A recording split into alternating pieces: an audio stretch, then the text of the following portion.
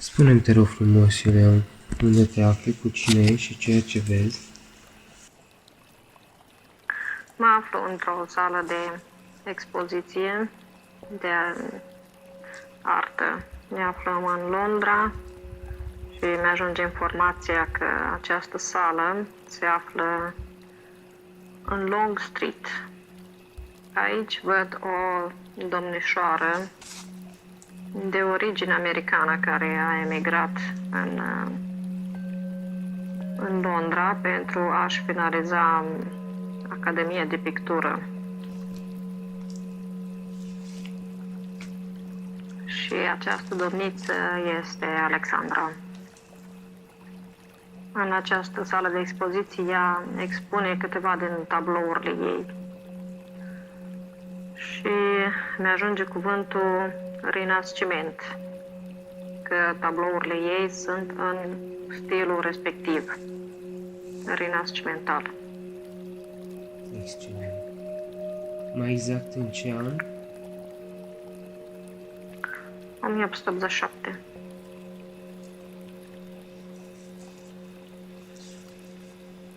Se numește Elizabeth Marvin. Și îmi arăta că familia ei de origine se află în America. Mama ei face parte dintr-o și medii, să zic așa, din societate. A rămas văduvă de tânără și s-a căsătorit cu un domn care în acel moment a început să își clădească imperiul lui petrolifer, deci tot genul ăsta. Și că numele ei de domnișoară asta este. Hai să înghețăm această imagine. Da? Să o luăm pe Alexandra să mergem în altar, unde Da. să invocăm din Consiliul Galactic cine se alătură în această călătorie, dar totodată cine sunt ghizii ei în acest moment. Imediat.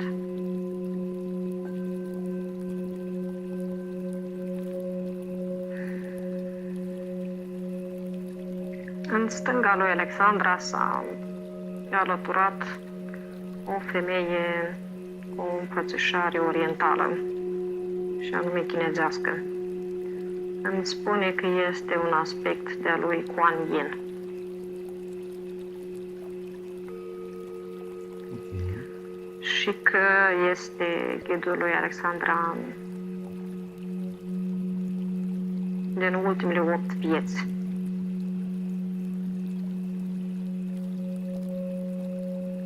De asemenea, mi-ajunge informația că ea provine din Pleiade. Alexandra. Ok. Ai vreun ghid care este de acolo? Nu.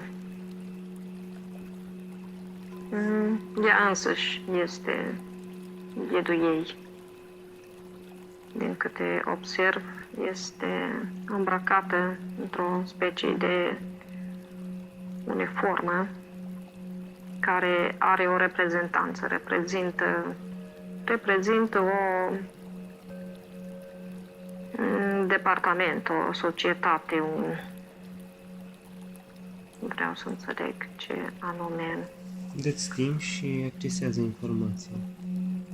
Da, mulțumesc.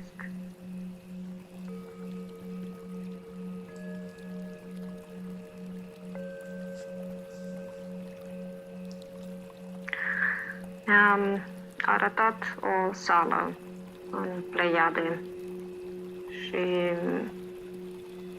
aici înăuntru observ o specie de consiliu artistic, îl voi denumi.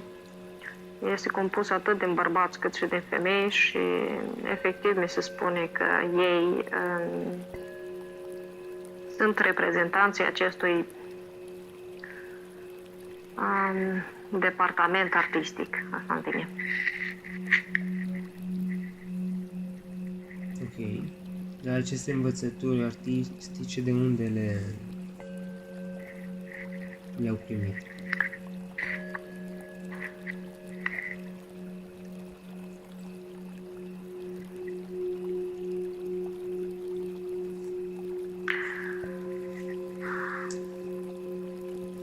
Le primesc direct de la sursă, pentru că îi văd foarte conectați. Chakra 7 este foarte deschisă și prezintă un canal auriu larg de circa 10-15 cm și îl simt efectiv cum intră și ies acel limbaj de lumină din chakra 7. Chakra 8 așa nouă acum se observă. Sunt deschis în toate. Până unde are acces? Până la 15. Mulțumesc. Iar până unde este conștientă? Ce are nevoie să deschidă? Învățături?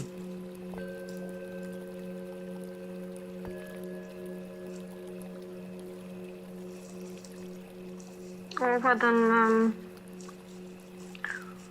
stare de meditație. Trebuie să înveți să se autoghideze, să spun așa, în lumea interioară. Este de parcă încă nu știi la ce anume să privească atunci când închide ochii. O simt un pic ca și cum ai lua o persoană și o duci într-o țară străină, da? Și spui, ăsta e orașul, de acum te descurci. Nu simt frică, nu simt panică, doar o stare de, nu știu din care capăt să încep, ceva de genul ăsta. Ok, mulțumesc. Scanează-te, rog, să mergem la Alexandra, focus pe Alexandra în altar. Scanează-o și spune câte la sută din suflet are în acest moment. 88%. Ok. Unde vizualizezi în fizic blocajul? Repete. În chakra inimii. Ok. Focusează-te și spune-mi unde te conectează. Mă conectează la acel templu Shaolin. Ea o văd împreună însoțită de această femeie în vizită în acel loc. Pentru că, concomitent cu ceea ce am văzut în templul Shaolin, ea era într-un templu dedicat femeilor. Și în momentul în care a vizitat acel templu, i-a rămas o bucată de inimă acolo. Ok. Accesează informația și spune-mi ce se relatează.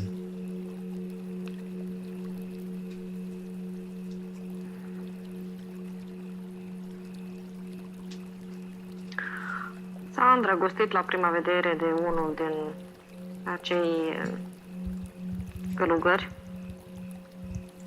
și după acea vizită între ei nu s-a întâmplat nimic fizic. Spun doar contact vizual și interacțiune verbală, dar s-a dus scânteia asta de la ea către el.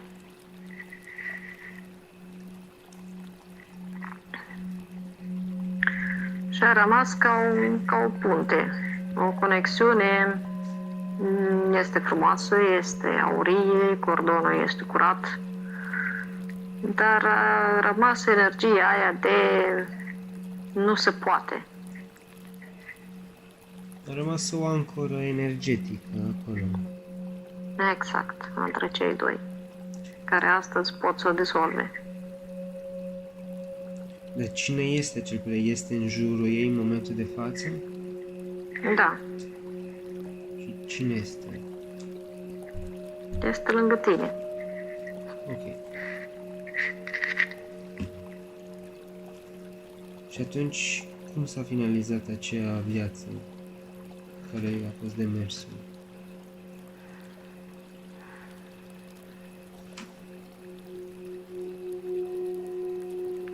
O văd pe ea întorcându-se înapoi la templul ei de apartenență și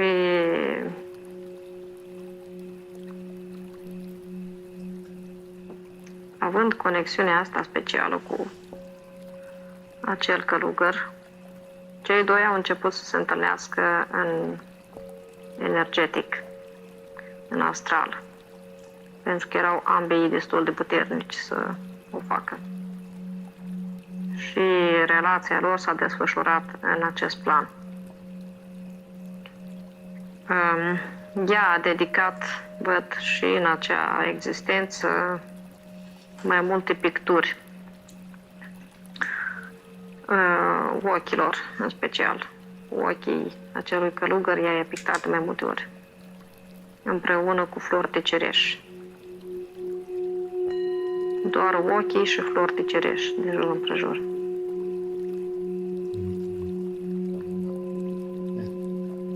Totuși unde a rămas conectată, unde e bucățică de suflet. O să denumesc ca regretul de neputință de a trăi fizic acea întâlnire. O văd aici, doar în aspectul ăsta.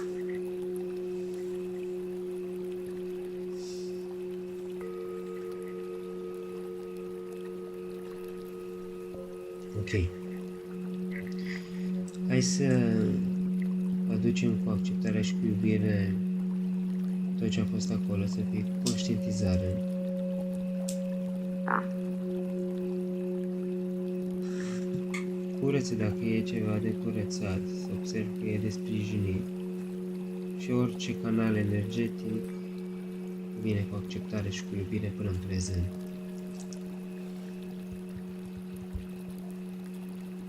Da. Am revenit către prezent. Spune câte la sută din sufletele acum. Este 100%. Avea nevoie să știe că această conexiune este reală și că nu este imaginația ei.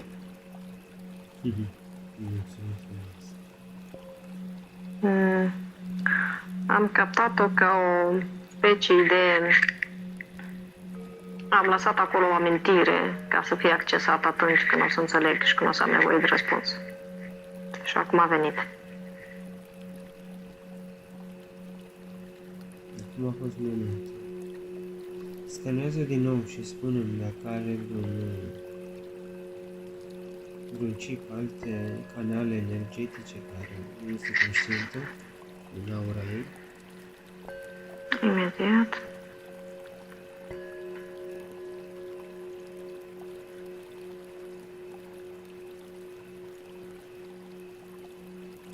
Este conștientă de corpurile energetice, îmi vine într-un procent de 80%.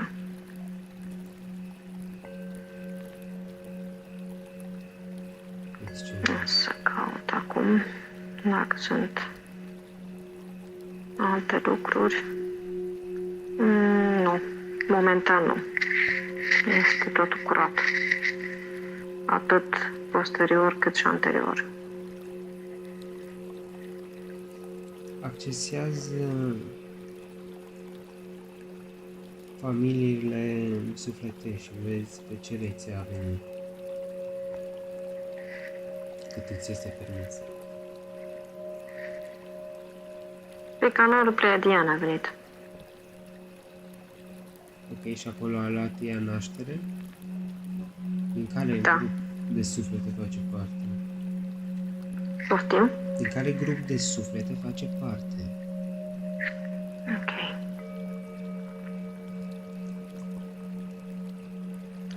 Îmi spune că se numește Eimirach, grupul ei de suflete. Adică ca un nume de familie a copacului respectiv. Îți este permis să accesezi ambasadorul?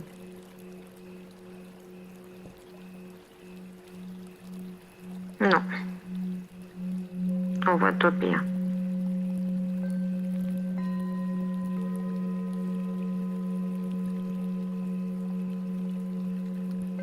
încerc încă o dată. Ok.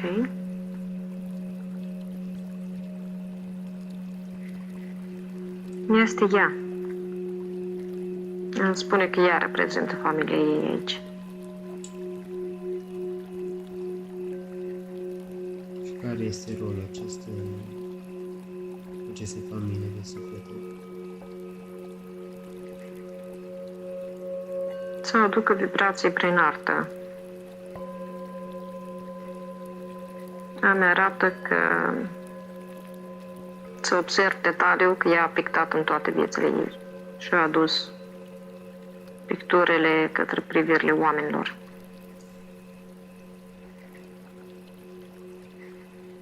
Și că în viața din Londra a fost una dintre viețile în care ea s-a perfecționat în această artă pentru planeta Pământ.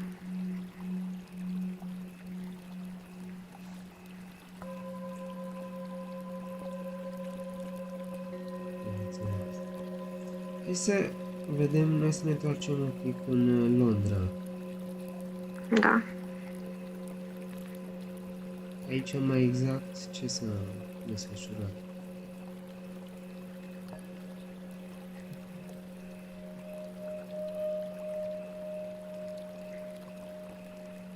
Am derulat un pic viața ei spre viitor și o văd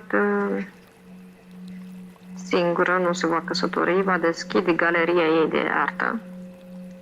Și este interesant că în laboratorul ei privat regăsesc tabloul cu ochii tibetanului și cu florile de cireș.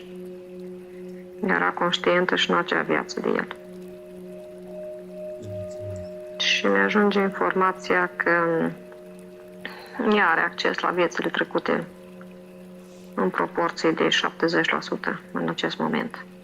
Trebuie doar să fie atentă la informația care îi ajunge. Are nevoie de cheile de descifrare. Da. Ok. Și viața asta cum s-a finalizat?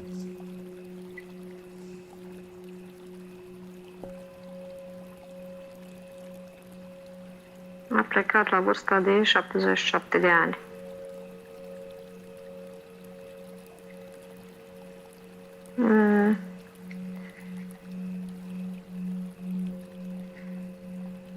Nu știu, văd ceva plăpând la plămâni în bine.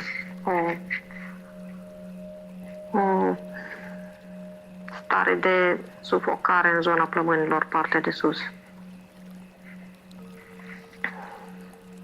Asta o vezi în prezent sau o vezi în acel moment și o continuă? Văd în acel moment în viața ei din Londra, când a plecat la 77 de ani, a plecat din cauza acestei infecții pulmonare. Ok, accesează informația și vezi cauza care a declanșat.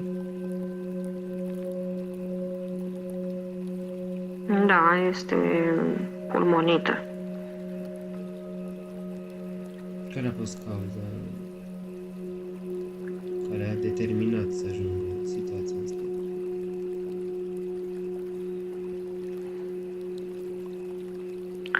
O văd de origine bacterică, virus.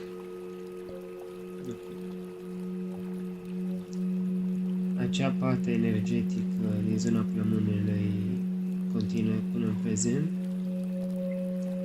Da, este ușor vizibilă. În fizic sau în câmp energetic? În câmpul energetic. O să fie curățată. Da.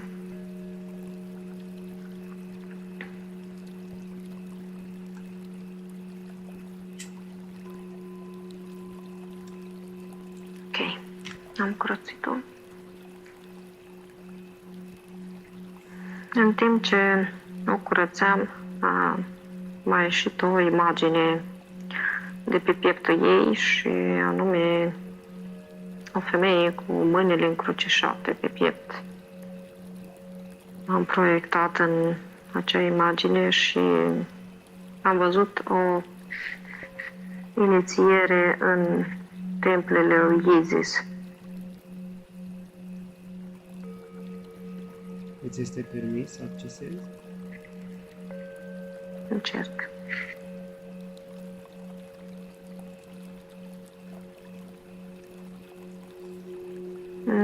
O vizualizez pe ea așezată în genunchi și cu mâinile încrucișate pe piept, efectiv cum au faraonii, da?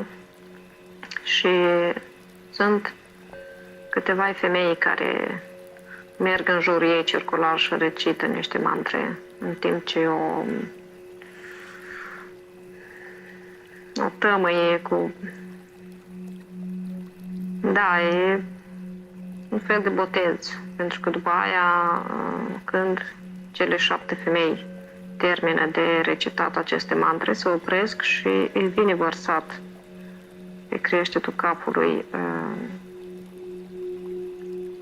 dintr-un oală mică, lapte cu miere și ambrozii în vine. Asta se Și folosește este- în ritual, nu? Da. Și este înmânat o cheie de anc. După care este reintrodusă în altă sală și îi sunt vindecate aspectele ei printr-un ritual specific ce ține de acest anc.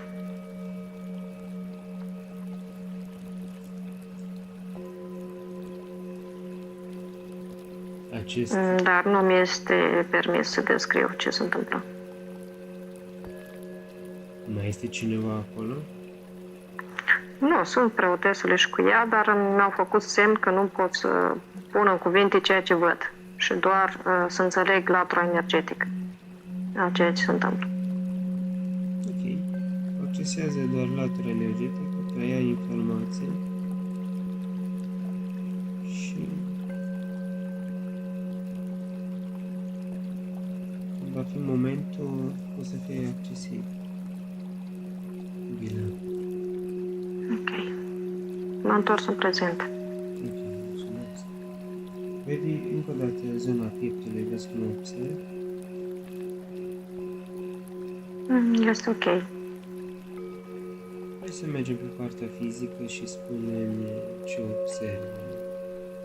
Partea de craniu, ochi, tiroidă.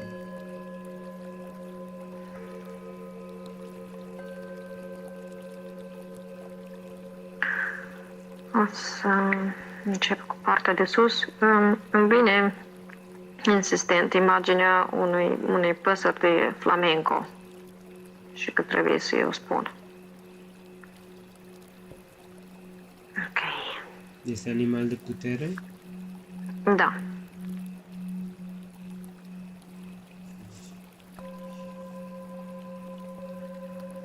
Grația, colorie de acces? puritatea. Poftim? Cum îl accesează? Care este cheia de acces? Trebuie să-i contemplezi mișcările. Și îmi venea cuvântul grație. Grație și echilibru. Să mediteze asupra aspectelor și să le dezvolte în viața ei, atât în vorbire cât și în comportament.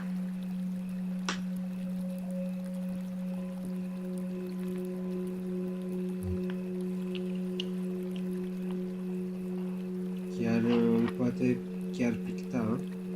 Să fie unul din Da. tablourile în care lucrează cu ea. Da, poate să fie ca și o semnătură personală pentru ea dacă dorește în tablouri. Pe lângă faptul că poate să picteze de ani. Da, ok. O să merg acum către organe.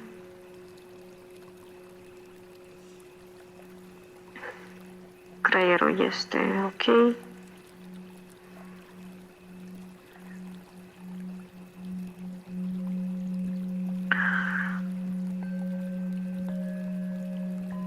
urechile. Simt o sensibilitate la urechi.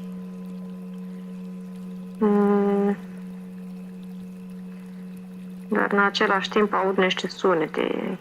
Este de parcă chakrele urechilor sunt în dezvoltare. Și ea începe să capteze, să audă vibrațiile din eter.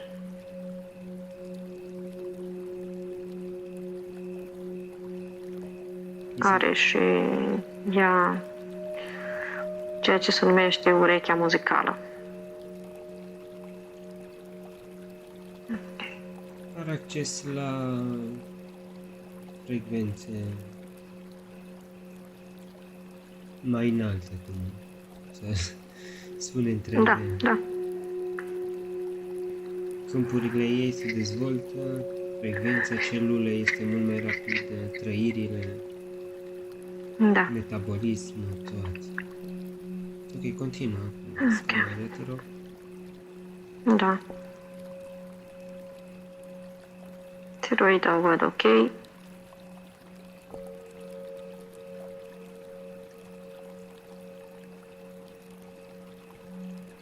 Plămânii sunt ok.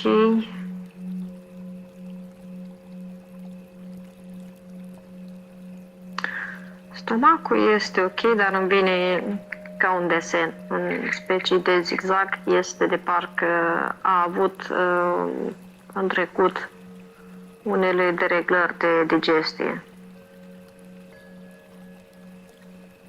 A trebuit să renunțe la anumite alimente sau să-și corecteze stilul de alimentație.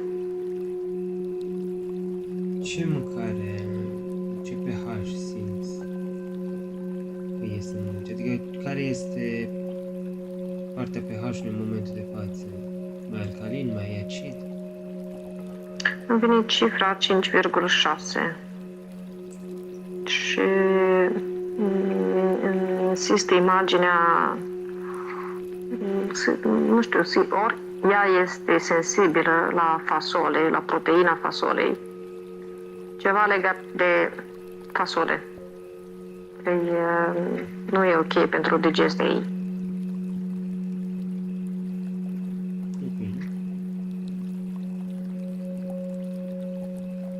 Ori trebuie să le trateze ceva, da, membrana.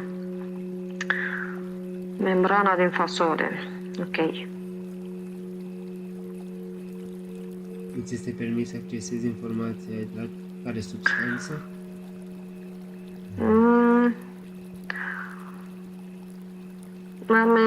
Îmi este arătat tratamentul ăla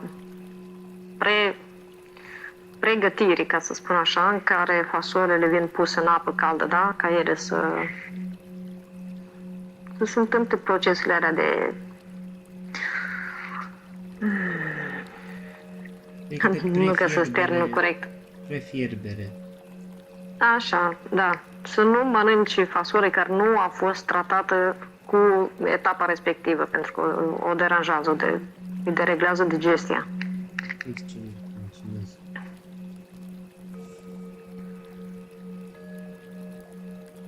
Se activează niște enzime. Asta am înțeles. Da, mulțumesc. Ok. O să merg acum către ficat.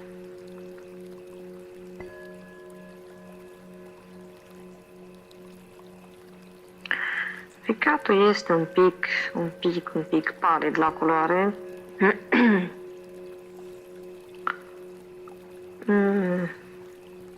Și mi-ajunge în latura emoțională, că ea uneori, în momente în care nu își controlează emoțiile sau nervii, sau e supusă la perioade de stres, undeva stochează în jurul ficatului energia asta și îi coboară rata vibrațională.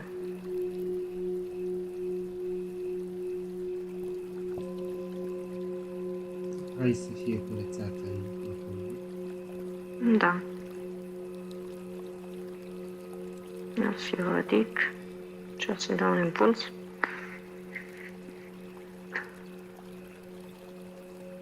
Ok.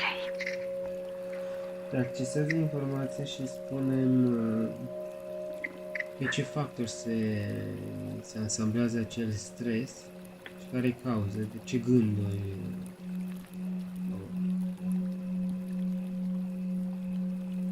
unde intersecție. Mi-arată imagini legate de sfera socială. Sunt anumite persoane sau anumite locuri care ea nu mai rezonează cu frecvența lor și pur și simplu o deranjează. Văd că le evită.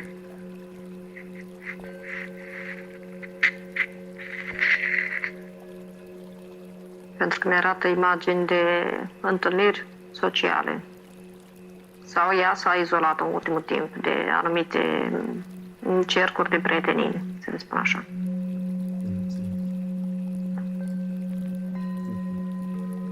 Cum este picat acum? Este ok. Nu s-a schimbat culoarea. Splina, pancreasul, Sunt în ok. intestinele, partea digestivă.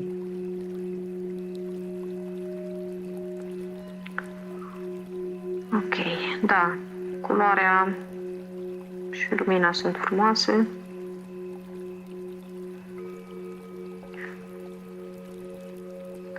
Întâi câteva imagini de flatulență, practic, în intestine. Să fie atentă să separe alimentele în consumul lor și să-și dea seama care sunt ele și să le elimine definitiv. Altceva în afară de acest lucru nu vizualizez.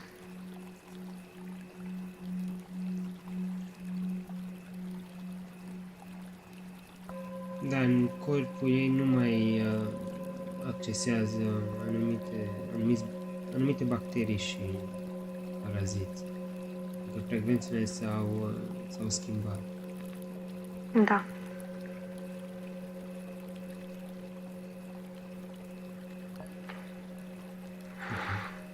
Partea genitală. Merge. Da. Eram aici, vizualizam. Sunt ok. Ovarele sunt în dimensiunile normale, nu văd dereglări. Uterul la fel, vesica la fel.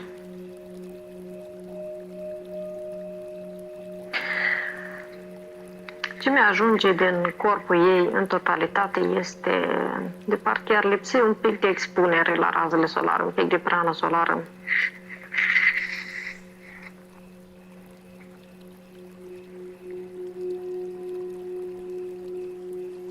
Da, și recomandat e să fie dimineața când reușește la prima oră la răsărit sau la pus ultima oră să stai conectată cu soarele cu ochii deschiși, adică să uite direct în soare. Da. Și de fiecare dată când are ocazie în fiecare zi când e posibil să stai la soare. Exact. Ok, continuă, te rog. Ok. O să merg acum către rinichi.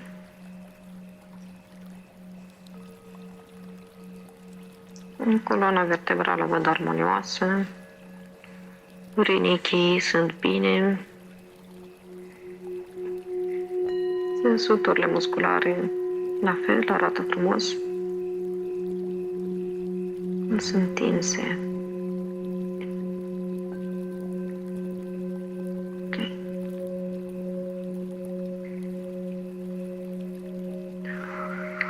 Ok. În rest totul este în parametri normal. Da, este recomandat mai multă mișcare. Da, fibrele sunt întinse. Da, e să cunoască informația de mobilitate. Și Și atunci câmpurile sunt conectate. Pătrund. În timp ce atingeam firele musculare, nu știu, îi place dansul clasic, yoga, stretching, pentru că ceea ce văd este de obicei ori o predispoziție a persoanei către sporturile respective și pentru ea, pentru corporatura ei, sunt indicate, dacă nu le face deja.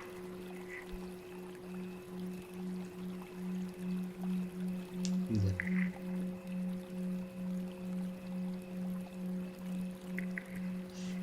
Ok. Scanează încă o dată câmpul conștiinței. Da. Și spunem la ce capacitate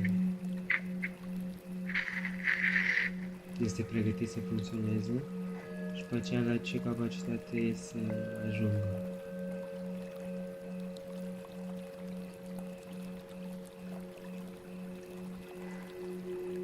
Mai repete, te rog, încă o dată întrebarea. La ce capacitate îi este permis acum să ajungă conștiința ei și la ce potențial mai mare este deschisă. Ok. Mi se repetă cifra 8 și ca și a 8-a dimensiune. De aceea poate să conecteze până la a 8-a dimensiune. Înțeles.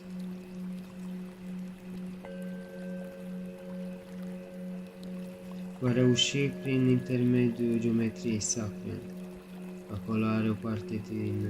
Acolo sunt cheile de descifrare. Da.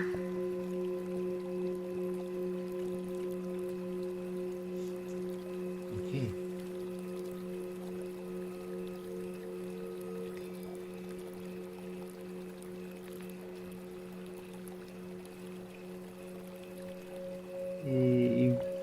Se va încărca matricea.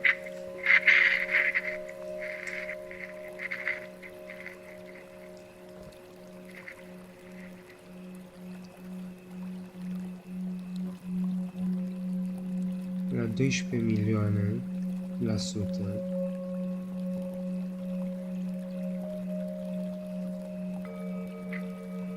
Timp de 3 ani partea intestinală se va schimba, stilul de viață, de alimentare, cum am văzut și mai înainte. Procesoarele de conexiune a informației și ritmul de viață va fi foarte rapid, accelerat, și atunci disciplina și învățăturile în acești 3 ani vor fi profunde. Indispensabile. Da. Ca să învețe procesoarele cum să transmită informație la cât mai mulți oameni.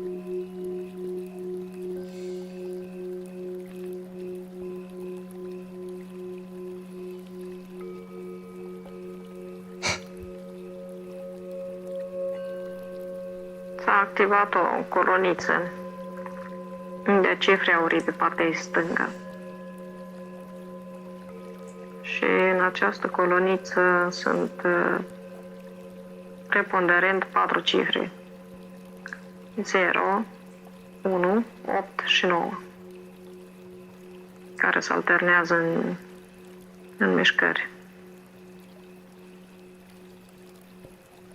În mișcări, adică să danseze codul respectiv, să facă mișcări? Nu, s-a activat acum în aula ei, pe partea stângă, ca o specie de canal luminos în care au început să curgă cifrele astea. După ce ai spus că conștiința ei va crește și procesoarele vor crește, se vor activa în următorii 3 ani. Este un cod de acces. Ok. Tu mai vizualizezi altceva?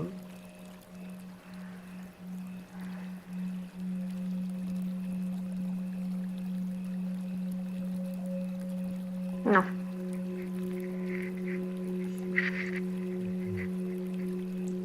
Mai are lecții karmice din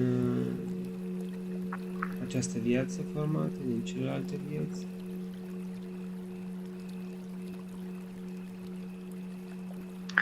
Mi-a apărut cuvântul mama. Că lecții karmice nu. Și nici din celelalte vieți nu. Dar are încă ceva nelămurit cu mama ei astăzi.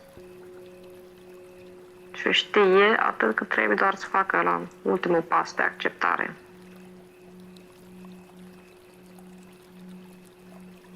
Una din lecțiile ei este acceptarea.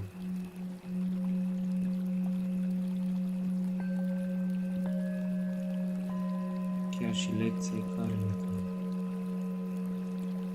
Ok, mergem în altar. Mai e ceva de vizualizat pentru acest moment? Mai e... Nu, am controlat și chakrele sunt toate în linie Da, echilibrată.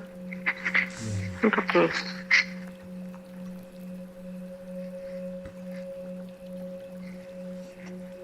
Atunci mergem pentru inducție. Vom merge cu Navagraha pentru activare cu planetele.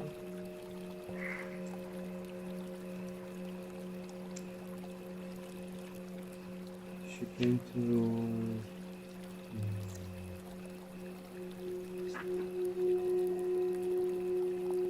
Kundalini la ea cum lăpse, până unde se ridică? Până la 5-a chakra.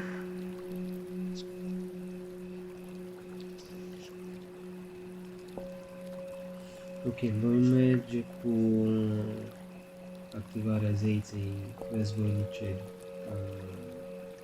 Durga. Ok.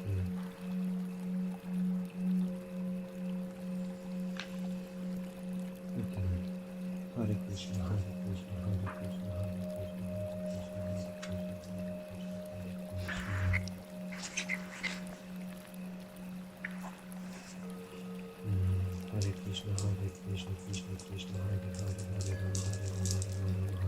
Hare Krishna, Hare Krishna, Hare Krishna, Krishna Krishna, Hare Hare, Hare Rama, Hare Rama, Rama Rama, Hare Hare. Hare Krishna, Krishna Krishna, Hare Hare, Hare Rama, Rama Rama, Hare Hare.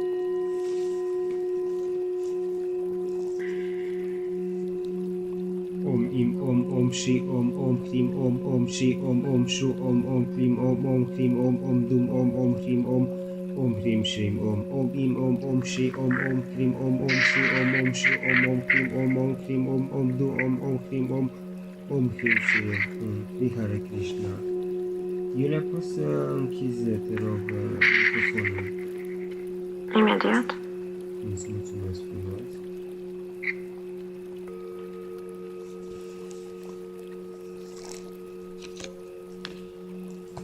Hare Krishna, Hare Krishna, Hare Krishna, Hare Krishna, Hare Krishna, Hare Krishna, Hare Krishna,